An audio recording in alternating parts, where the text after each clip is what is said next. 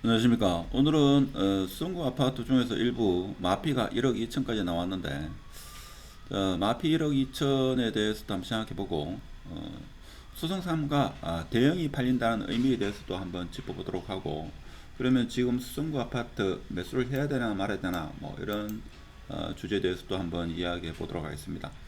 수성구 아파트 저평가 단지에 대해서 좀 더 구체적으로 아시고 싶으신 분은 아래 링크에 보면 수성구 저평가 아파트 전자책이 있으니까 이용하시기 바라고, 일단은 수성구 마피 1억 2천 나온 곳이 지금 있죠. 어, 요 콜레오 더샤버 콜레오인데, 사실 현장을 한번 가보시면 있죠, 이렇게 입주하고 싶은 생각이 이렇게 많지는 않습니다.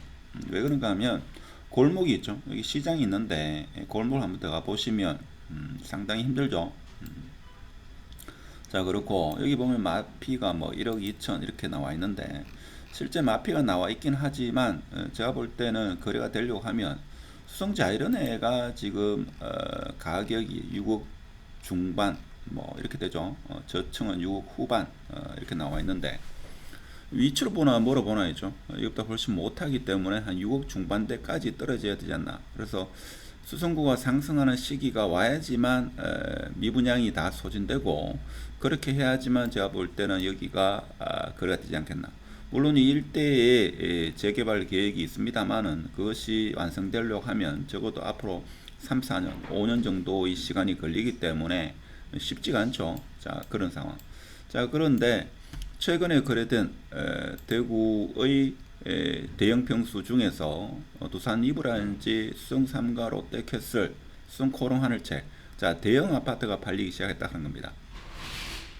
자, 대형 아파트 같은 경우에 50평 기준으로 보면 이게 지금 이 아파트들은 입주할 때 리모델링을 해야 되죠. 최소한 1억에서 뭐 잘하려면 한 1억 5천 정도 이렇게 리모델링을 해야 됩니다. 여기서 취등록세까지 포함시키면 최소 2억 정도의 자금이 더 들어간다 이거죠. 한 1억 5천에서 2억. 예를 들면 수성 삼가 롯데캐슬 같은 경우에 저 1억 2천입니다만 여기 플러스 한 1억 5천을 더 해야 된다 이거죠. 하늘채도 마찬가지고. 자, 그런 상황이다. 자, 그러면 두산 이브라든지 수성 삼가, 삼가의 대형이 팔린다는 것은 실수요자가 움직인다 하는 겁니다. 그렇죠? 실수요자. 자, 실수요자가 움직이기 때문에 제가 볼 때는 수성구 아파트가 움직이는 어떤 신호의 하나로 해석될 여지가 있다 하는 겁니다. 물론 지금 수성범어 W가 사람들의 이목을 많이 끌긴 합니다만은 수성범어 W 같은 경우에 여러 가지 장점이 있습니다만은 가장 큰 단점은 일단은 입주하고 나서 다 모든 사람이 입주하고 나서 거주를 해보면 알겠지만, 제가 볼 때는 가장 첫 번째가 주차 문제다 이거죠. 주차 문제. 주차 문제가 제가 볼 때는 좀 다른 아파트에 비해서 심각하리라 봅니다.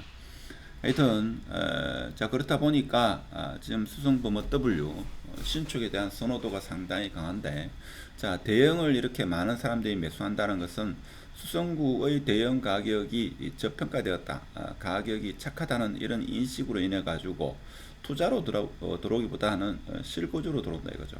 자, 그렇다 보니까 제가 볼 때는 수성구에 마피가 1억 2천이 있는 곳도 있지만 제가 볼 때는 대형이 특히 수성 삼가가 많이 팔린다는 것은 수성구로 입주하려는 그 수요가 이제 어느 정도 움직이기 시작하는 그 시작점이 아닐까, 저는 그렇게도 해석을 해봅니다. 그래서 지금 무주택자분인지 아니면 타구에 꼭 거주를 해야 되시는 분은 수성구에 집을 매수하고 그리고 타구에 거주하는 것도 매수의 재테크의 하나의 전략이 아니겠나, 그런 생각이 듭니다. 그래서 어느 시점 금리가 오늘 하는 어제입니까?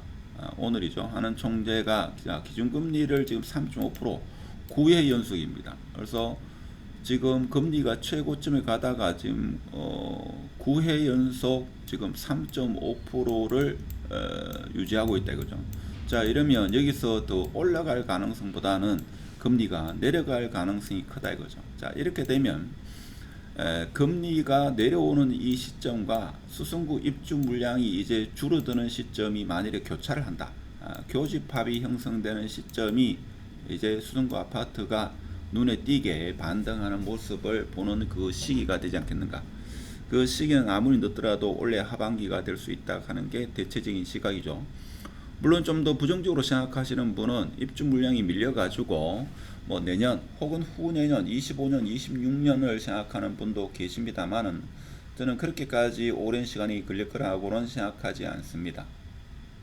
그래서 지금 하는 입주를 대기하고 있는 수성구의 핵심지 아파트들도 과거에 분양 당시에 입주를 꼭 해야 되는 사람들만이 분양을 했기 때문에 지금 타구에 입주하는 이렇게 전세가 많이 나오는 것과는 상황이 다르다.